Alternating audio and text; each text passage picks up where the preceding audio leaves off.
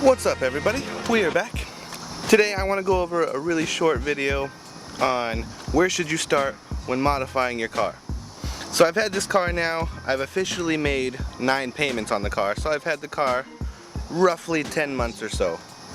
So I've gotten to drive the car quite a bit stock. I mean, the only real modification we have on it is the charge pipe, because my stock plastic one, you know, prone to breaking, so I nicked that in the bud as soon as possible. And if you follow some of my other videos, you've known all we've really done is a crap ton of maintenance, man. This car is, some things have gone wrong. Some things are still wrong with it that we need to fix, but they're not super pressing matters. But anyway, where should you start when modifying your car? Now that I've had this car for quite a while driving it stock, I feel like I know where it needs improvement, or at least I know what I want improved. I know what I want to be a little bit better. With this car in particular, I want just a little bit flatter quartering, which is pretty easily obtainable. I mean, just new sway bars maybe.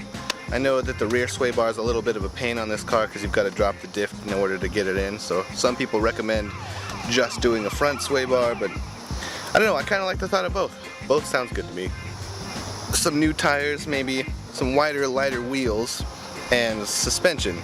And that I could set this car up to be exactly the way that I want it. So I feel like, personally, when starting out with modifying your car, you should drive it stock for a while. I think that you should drive it stock, get a real feel for how the car is, and you'll start to realize, oh man, I get a little bit of body roll, you know, in my turns, and I want to nick that in the butt, because if you have more power down first and you're going faster around turns, the body roll is going to seem so much worse to you. So if you nick all of the driving characteristics in the butt, you know, you want to throw a short throw shifter, you want to get your seats down right, you want to have everything perfect, so when you do add more power, it's easier for you to add the power where you want it. Some people end up adding too much power to their car before that they're ready to, and then when you start, you know, starting to upgrade the driving characteristics and things like that of your car, too much power will actually undermine a lot of the stuff that you want to do. Maybe you want your car to handle a certain way, but your car is too powerful, and no matter what modifications that you end up putting on to make it drive better just don't seem right.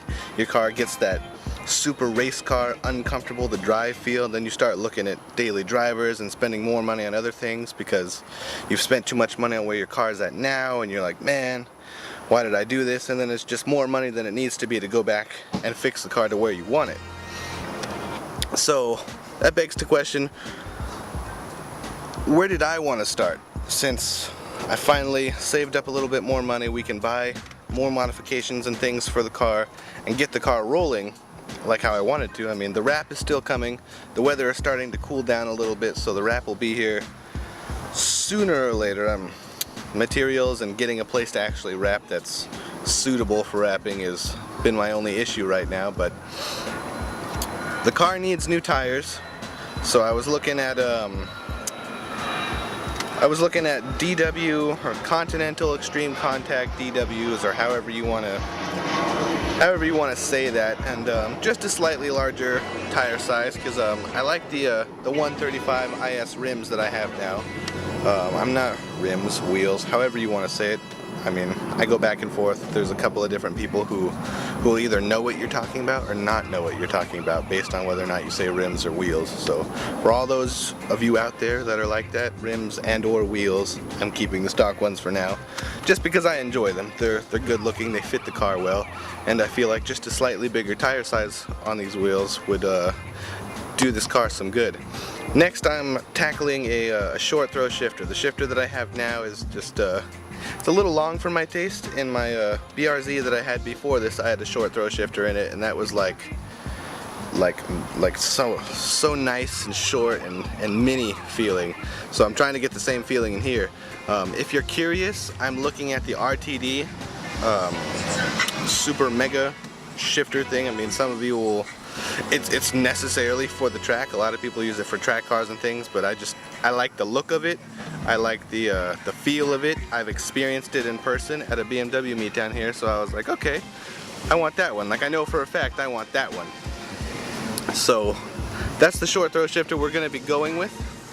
This guy in his super loud truck and his really loud music is staring me down while I'm filming. This is I don't understand why people just, in this day and age, I feel like I'd look normal sitting here filming myself, maybe. I guess. But I'm also thinking of the sway bars and stuff for the car, maybe some strut tower braces. Honestly, strut tower braces, for what they are a lot of money for this car, and it's like a really big hassle to put on because you got to take so much stuff off to get to them, and they're like $500 for just 2 straight bars, which is just beyond me. So I'm doing a little bit more research into that and seeing how worth it they really are, because the stock ones seem to work fine. I mean, the turn on this car is really not bad. I'm starting to notice where it's lacking in certain places after driving it for so long, and now that I'm, like I said, finally knowing what I want to change and how I want to change it in the field that I want to go for, I'm narrowing down my choices of what brands to buy and what parts that I actually want to buy. So where should you start when you're modifying your car? I say start with driving and handling characteristics, just because you tend to get the hang of your car a little bit better. It makes you, in my opinion, a better driver. You know how to handle yourself, and just the new modifications and everything that come with handling and driving characteristics let you know further on in the future what you want out of a car first. And you'd be surprised, just, you know, this car to me right now feels a little slow just because I've been driving it for so long and I'm used to where the power comes on and all the other kind of stuff on it. I'm like, man, I'm kind of itching to go a little bit faster, but I mean, that's just how cars and modifying these things go, you know. But I think I'm going to be pleasantly surprised with how we're going to transform this car into a handling beast without spending a really crazy amount of money on like a limited slip differential or anything like that.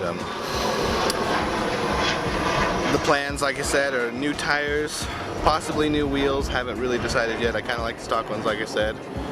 Sway bars, short throw shifter, and coilovers. I still haven't decided on a brand of coilovers yet. That's why I haven't really mentioned them a whole lot in the video, just because I'm still doing research on what I like for the car.